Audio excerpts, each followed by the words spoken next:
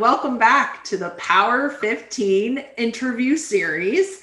I'm Meredith Oliver, and today I'm joined by the one and only bright shining star that is Katrina Watkins of Layton Homes.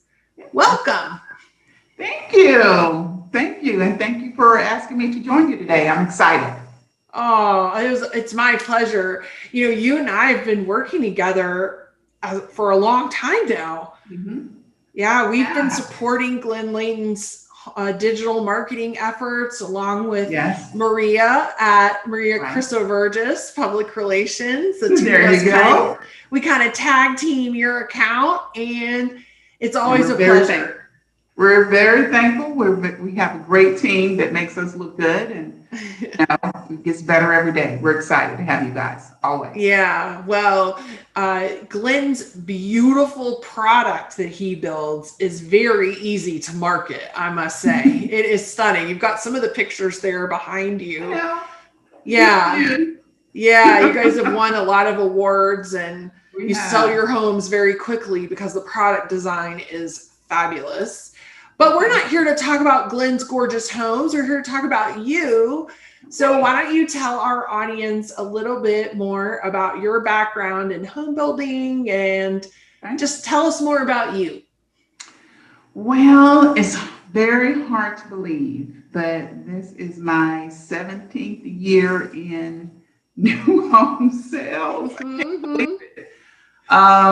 So I got started, by a whim, really, with getting into sales. I originally went out to do the design center with the builder, and here I am 17 years later. I love it in Northeast Florida. It has been a great career, and new construction is more my passion. I can say that I dabbled a little bit in the resale market, and it's not my passion.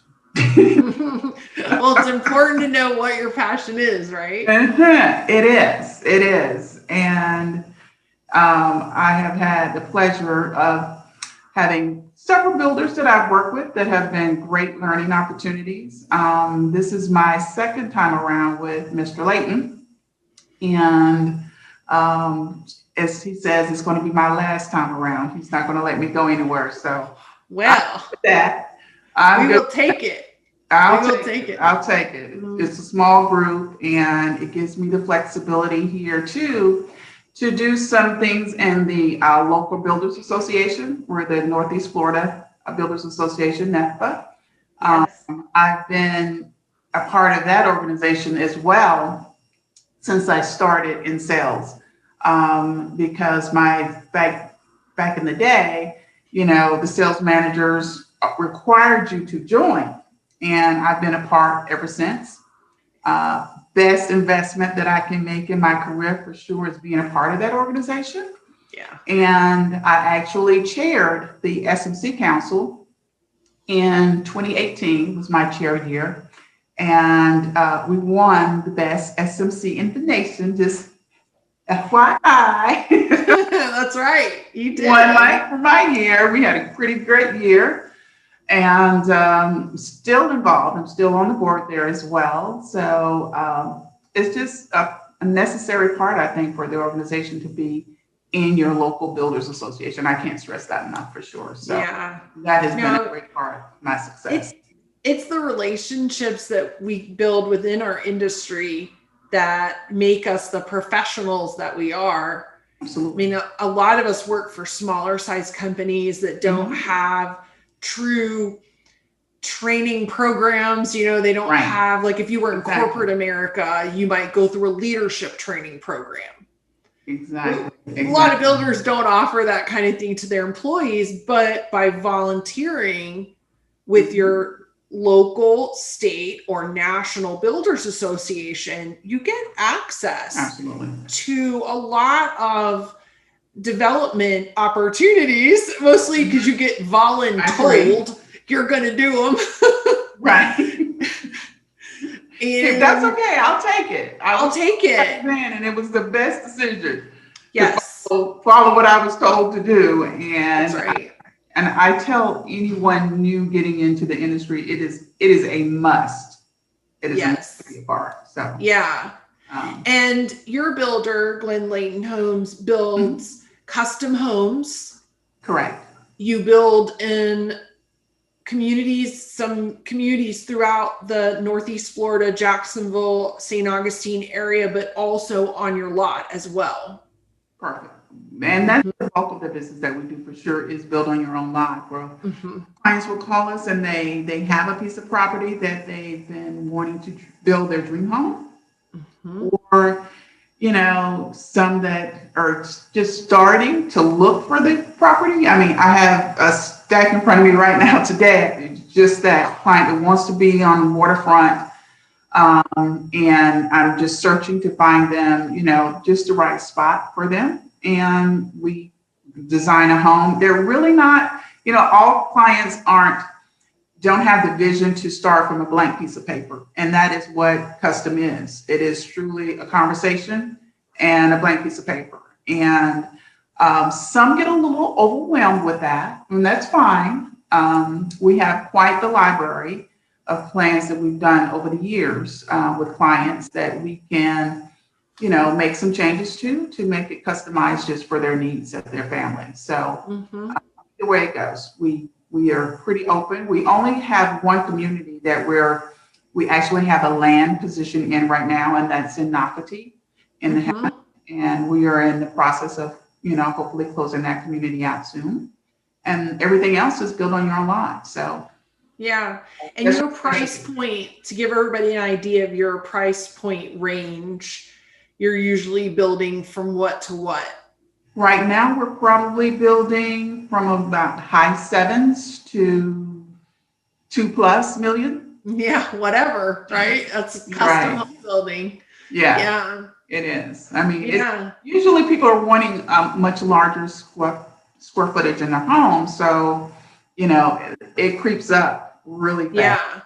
Yeah. You have a lot of waterfront, oceanfront you've done. I mean, right where you're located, there's a lot of beautiful water opportunities, but that adds a lot to the price tag. Absolutely. I mean, we oceanfront, the intercoastal, and the river. We have quite a few waterfront opportunities for clients, and we try to design the home specifically for those views as well, as you can see from the picture behind me there. I mean, the whole exterior of that home was just, all about the water views. And we have a phenomenal architect that we work with, Mike Stauffer. He does most of our designs, and he is just so great with pulling the information out of the clients, things that they've never thought about. I mean, I try to tell them and prepare them for their meeting to do their homework ahead of time, because he's going to ask questions that they go, I never thought of that. Or, oh, this is that opportunity to check all the wish lists, but sometimes some people are a little overwhelmed with the questions, There's a lot about it in depth. So this is their opportunity. We try to. This is their chance. I'm waiting for an architect to ask me how big I would like my shoe closet. That's what I'm waiting for, that opportunity someday. You and I both. I could dream that all day long. I know. So my first question for you, we've on a lot of these Power 15 interviews, I've been using a basketball analogy and some basketball terminology. So on this question, I wanted to know who's on your bench, meaning who are the team players, and it's not necessarily, it could be people you work with, but people in the industry or personal friends, people that are on your squad, your cheering squad, that kind of keep you going when you do have a tough day, or the day doesn't quite go as planned. Well, I'm sure that never happens. I have a very deep bench, to put it that way. Okay.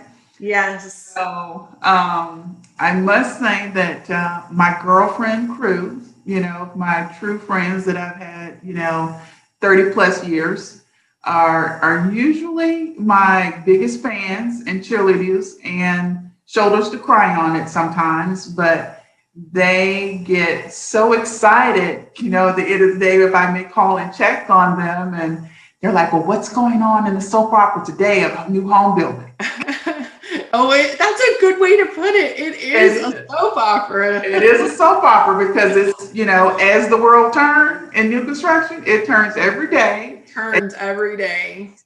And they get so excited about some of the stories. They're in the corporate world, so it's not so engaging, like what we have here in new construction. And they give me my, pat on the back and just give me my strength calls for sure. So they're probably my biggest fans. Nice. And then I would have to say Glenn as well, Mr. Layton.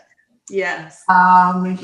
Because we, we're 24/7 all the time, seems like, because the clock does not stop for us, and the calls come at different times of the day, and we support each other for sure. And our team members that we have here in the office, they're also my backup players for sure, because by being a small company, I think that's one big advantage that you typically won't find in some of the larger companies. Mm-hmm. We're small, we're hands-on, we're in each other's, projects every day. And we just try to help each other a lot. And that for me, because I have had the opportunity to work for some of the larger national builders, and they are great. But again, my comfort zone is in a smaller environment. Yes. Sure, because you just have, you have a little more flexibility, and you typically, it's just a much smaller, more family-like environment. So yeah, I've enjoyed that for sure. So I guess my other player that I would have to always give a shout out to would be my original sales manager, Judy Waterson. Mm-hmm. She's no longer in the industry, but she's the one that made me join. She made me join, and I love her to death for making me do that. I have so many friends and great relationships, and whenever I have a good day or a bad day, I can, reach out to her and, let her know what's going on. And we're still great friends today. So, yeah. And it kind of relates to what you were saying about the Builders Association and the importance of getting involved with our industry. Because I know too, for me, I've formed many relationships through like sales and marketing council that you mentioned. Mm-hmm. That I ended up forming mastermind groups with those people, or personal and professional relationships with them. And it only strengthened me as a professional, just having those connections and focusing on the relationship aspect of it. Right. Absolutely. Mm-hmm. Great friends. Anytime you need anything. Yeah. Pick up the phone and call them. You really can. They can't answer. They know someone who can. Uh-huh. And I wouldn't trade it for anything, for sure. I know. And it's interesting because I don't know that a lot of industries are as open and collegial as we are. I mean, in any given builders association, you're going to have companies that are competing with each other, but they're still pretty collegial in terms of sharing of basic information. I mean, nothing too crazy, right? But we can really help each other. And that does seem to be the overall attitude. So this next question I have for you, I can't even believe you want to answer this, because I can't imagine you having a professional failure. Having worked with you all these years, and listeners, you should know that Katrina operates on a level of excellence that most of us aspire to. The way that she manages her customers is literally, if you were to envision any world-class customer service organization that's known for their service, this is Katrina. This is what you do. You. No, I know that to be true. And it's one of the reasons that I know Glenn is and Glenn Layton Homes is so successful. You guys have a very strong word of mouth referral base. We can't make everybody happy, and we won't. But I know that you put forth an extraordinary amount of effort for that to happen. So it's interesting to me you want to answer this one. So what has been a professional failure and what did you learn from it? Well, Meredith, we aren't all perfect. We all have and I've had a couple, but I think being in home sales, I think having or taking a little more time to investigate the builder that you choose to work for. I don't think I really made a big mistake, but they were big learning opportunities, as I like to call them. Because it's very hard when you're, making a transition and you're possibly leaving money on the table with your previous builder and making that transition to somewhere else or to another builder for another community. That's always very hard for me. And just asking all of the right questions of where you're going, what community, what are the surrounding areas? Is the community ready to start, first of all? Yeah, right. I have that where, we're going to put you in this great community and, well, is it developed? In 2 years from now. Right.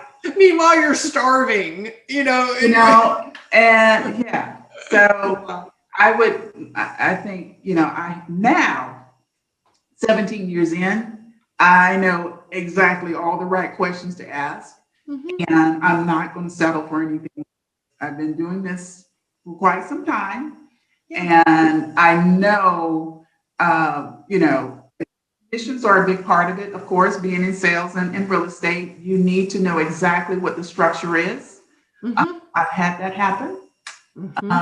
So all I can say is make sure you get everything in black and white and have a conversation about that black and white piece of paper.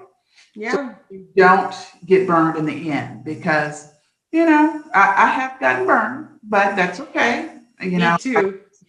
If you say you leave money on the table, well, there's another table.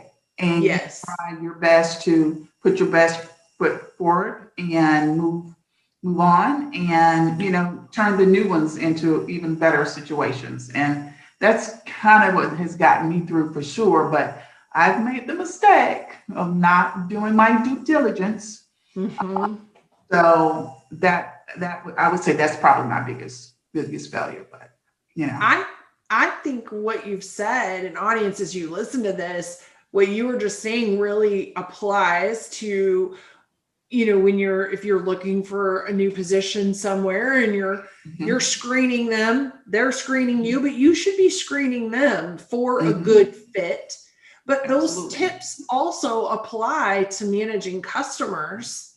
I mean, what you were just talking about was having very direct, honest, forthright, clear communication that's also backed up in writing.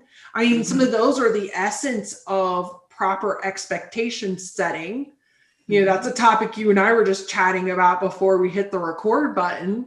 It's like we're all in this expectations zone right now because we've got so many homes under construction. And I don't think most salespeople, even if you apply it to a job search, I don't think we start out to lack sincerity or to come across as not being honest or truthful. I think that is our goal, but I think some of us, and I'll just raise my hand, avoid what we feel like is going to be confrontation or giving bad news, or asking a very direct question of a potential employer to get a clear answer so you can decide if it's right for you. We kind of avoid those things, but they shouldn't be avoided.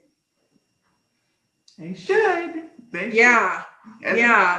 I will avoid them going forward.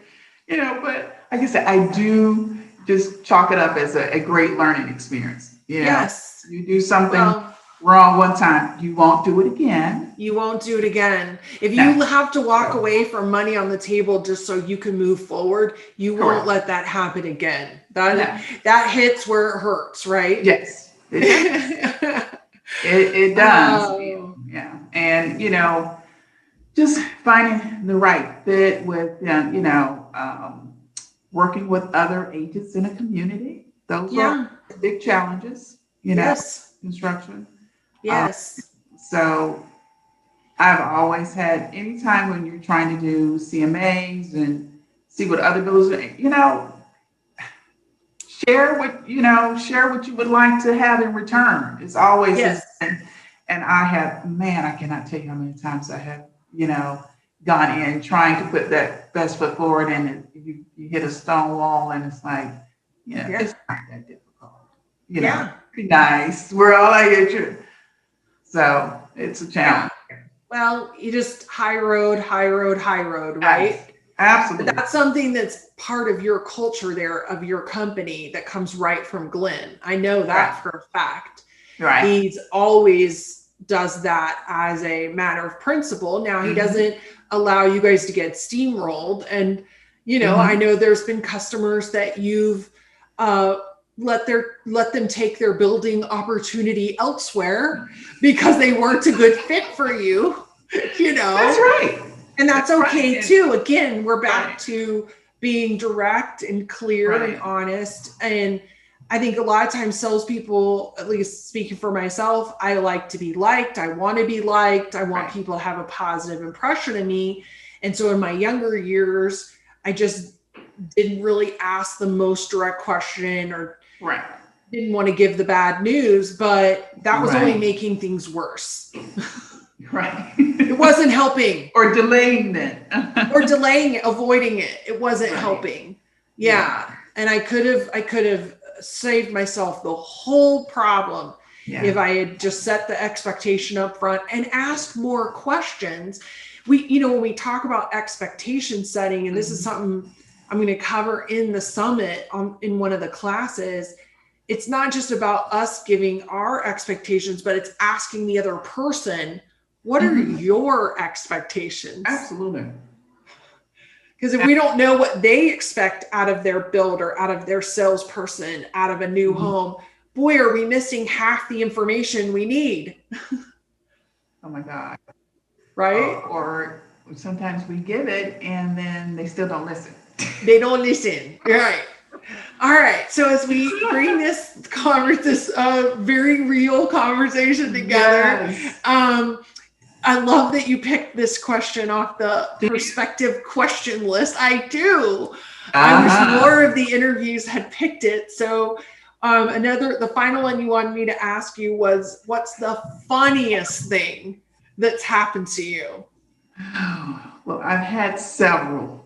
Okay. Because it's a merry-go-round that we're on here sometimes. Yes.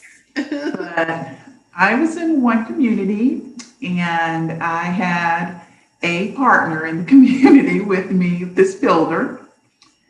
And I've noticed when I would return from my days off, because, we have 2 days during the week that we would have off. And when I would go in after his days, and I would notice some of the bedding in the model wasn't quite like it should be. Who is it? Little Red Riding Hood or Goldilocks had been sleeping in the bed or something and didn't quite make it up. So I was like, no, I said, it can't be him. It can't be. It's probably a kid that, someone that came through and their kid was jumping on the bed or whatever. And so it came down. One day, I had left to go to a doctor's appointment and I was not going to return. That was the plan for me not to return, but I did because I had one of my customers that called and I decided to go back to the mall. Well, needless to say, he was fast asleep in the bed, snoring. And the door was, the model was unlocked. Who came in? Now, please tell me. It had time on it. But he was in there snoring. Please tell me he was alone. He wasn't in there with someone. Okay. Oh my God. But he was. Oh my God, I needed that laugh today. Oh no. And the door was open. Anybody could have come in. Anyone could have come in. What did you do? Did you wake him up? Oh my God. I had a terrible headache. Yeah. Okay. Yeah. Okay. Every single time the bed's been not made, learn how to make the bed and cover it up. But then, get this. So when I shared the story with my builder, and, he's typically out in the neighborhood a little bit later, sometimes after we close, checking on homes or whatever. So he pulled in one day and he said, yeah, I found him in here too. And he hadn't done anything about it. I was like, now, that's pretty bold. That is pretty bold. That's pretty bold. And this is, Katrina, why I have a job. And because sometimes I think to myself, is this sales training class I'm offering too basic? Am I covering enough advanced material? But when we need to cover, do not sleep in the model home master bedroom. I'm thankful for these folks because this is why I have a job. If everybody was perfect all the time, you would not need me and my company. No, you'll be working for a very long time. Trust me. Oh my gosh! Well, thank you for that laugh. I appreciate it very much. Absolutely. You bet. And through the course of the summit, I know I'll be referring to Glenn Layton Homes probably multiple times. You guys are always a case study. Oh yeah, you're always a case study of excellence of, from Glenn and how he runs the company and how he really, one thing I admire about him is I feel he lets each of us do our best. Absolutely. Without micromanaging us, but expecting us to do a good job. Mm-hmm. He's always, as us, Marriage Communications being his digital provider, like I know that I need to perform and we need to do good work, but I always feel like he trusts my instincts and my recommendations. Mm-hmm. And that's great. That's a great quality in a leader. It is. He's very good at it. He lets the professionals do their job. Yes. Not his area of expertise. Mm-hmm. Will truly step back and let those that are handle it. Yeah. So, but and then the balance of this, and if you're a builder owner listening to this, the balance of what Glenn does that I think is part of why he's so successful. Another reason is when he's available, he participates in our monthly marketing review calls. Just because he lets you do your job doesn't mean that he's disconnected or uninformed. He thrives on participating and learning from the people he's trusting to do the work. Now, if he's busy, he's busy. I mean, obviously his job is not to be in charge of marketing, but if he can participate, he will. And it's always wonderful when he does, because we get even more insight into the business from his perspective. Right. He's got a great team, Yes. You and Alan and Maria, we couldn't do it. I mean, because, the web is where it's at. And, we could not have do it without you guys, for sure. Awesome. But the same is true. You guys are a good partner. And I guess that's what I'm saying is like, you're running day to day and getting us whatever information we need. But Glenn is always, just because he lets us do our job, it's not like we don't get the vision and direction we need at the same time. Sometimes people say, well, I'll just let you do your job, but you have no information on what they want or anything. And that's kind of hard for an outsider to figure all that out. So anyway, okay, well, we'll stop complimenting each other and wrap this Power 15 interview up. But I did purposely invite you because I definitely wanted a custom home building on a higher end product side, to be part of the interview series. But then for you, if you're listening, just understand she's an award-winning new home salesperson that's been there, done it, still doing it, and doing it very well. So thank you for putting yourself through this torture exercise. I appreciate it. And we'll see you at the summit. I'll see you there. Okay, thank you. All righty. Take care.